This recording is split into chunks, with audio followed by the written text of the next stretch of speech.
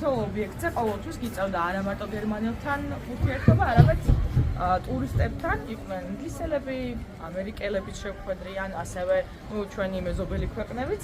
მათ შორის მიწევდა არა მარტო ინგლისურად საუბარი, მათ შორის რუსულადაც უთხოვიათ, რომ გავსაუბრებოდი და გერმანული, რომელიც ყოველდღე გესმის და ნელ-ნელა იჯდება ყურში და ნელ-ნელა ცდილობ, რომ იმ კულტურის, იმ ქვეყნის და იმ საზოგადოების ნაწილი გახდე. რომ მეტად გიწევს პირდაპირ ურთიერთობა მომხმარებელთან და შესაბამისად გერმანულის სამუდმივად მოსმენა და გერმანული ტერმინების სიტყვების ასე თუ ისე გაგება. პროფესიული კუთხით მაგალითად რაც შეიძლება შემდგომში გამოგადგეს, რადგან სასტუმროს მართვა არის ეს პროგრამა, რაც ჩვენ ვიყავით. შესაბამისად სწავლობ რთულ სიტუაციაში გამოსავლის მოძებნას, სწავლობ ფორს-მაჟორულ სიტუაციაში როგორ უნდა მოიქცე, ასევე სიჩქარეს ისწრაფე, ეს როგორც ვთქვათ, ძალიან ჩქარ გარემოში გიწევს მუდმივად ყველა დეტალზე დაფიქრება, აი რა უნდა შეავსო, რა უნდა გაასწორო, მომხმარებელთან როგორ უნდა მოიქცე, ნებისმიერ შემთხვევაში, მომხმარებელთან პოზიტიურ შემთხვევაში. მქონდა ესეთი შემთხვევები, რომ მიუხედავად იმისა, რომ ვთქვათ ჩვენ და მათ შორის გერმანული შეიძლება ესე პირდაპირ ჩვენი native speaking არ არის პრობლემური ენა. შენ შეგიძლია რომ კომუნიკაცია დაამყარო სხვა ენაზე. დისციპლინის კუთხით ჩვენ თავიდანვე იქიდან გამომდინარე რომ ეს პროგრამა ვიცოდით რა დისციპლინაზე იყო, როგორი დონით მივდიოდით და რა დონეზე იყო საუბარი, ეს არის მაღალი კლასის მომსახურება.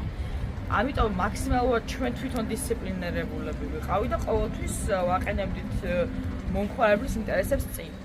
თუმცა ვინაიდან რადგანაც მოლოდინები არ არის ხოლმე 100% გამართლებული, თუმცა ყოველთვის პოზიტივს ვცდილობ რომ დაინახო რაღაცაში, რაშიც ასე ვთქვათ, ჩვენ თავს აჯობებ და იტყვი რომ აი კი შევძელი მიუხედავად ყოველთვისა. საქართველოში მათ შორის მუშაობი არა ამ სექტორში.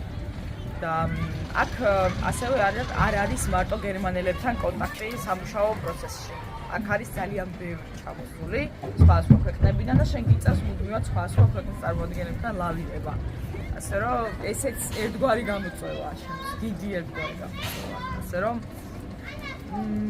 მაინც პოზიტიური არის, იმიტომ რომ ყოველთვის ის მოქვს გონებაში, რომ გერმანია სხვა ქვეყანა და შესაბამისად ირონიული განვითარებით, რა თქმა უნდა, ნებისმიერ სახით სულ რომ არ იყოს მაგალითად დიდხნიანი და არ იყოს რაღაც ამ კუთხით ამ როტაციები, რაც მაგალითად ჩემი გამოცდილებით გამოვიარე, რა თქმა უნდა, სულ არაფერი იმის სურვილი, რომ ნახო ევროპა, გაიცნო სხვა კულტურას და ისწავლო მათგან ის, რაც საჭიროა, რომ განერგო შენ ქვეყანაში. რა თქმა უნდა, ვეტყოდი, რომ კი ის ადამიანები, ვისაც გამოწვევები არ აღშენდა და თუნდაც მზად არიან მიუხედავად ძალიან ბევრი სირთულისა არისკონ, მე ვიტყოდი, რომ კი როგორ არა, რა თქმა უნდა, სულ არაფერი სხვა ქვეყნის ისეთ დეტალებს გაიცნობ, რომელიც აუცილებლად გამოგადგება მომავალში და გამოცდილება კიდევ, რომელიც შეუპასებელია ჩემი აზრით. ეს ვერანაირი ვერ გადაწყვეტს.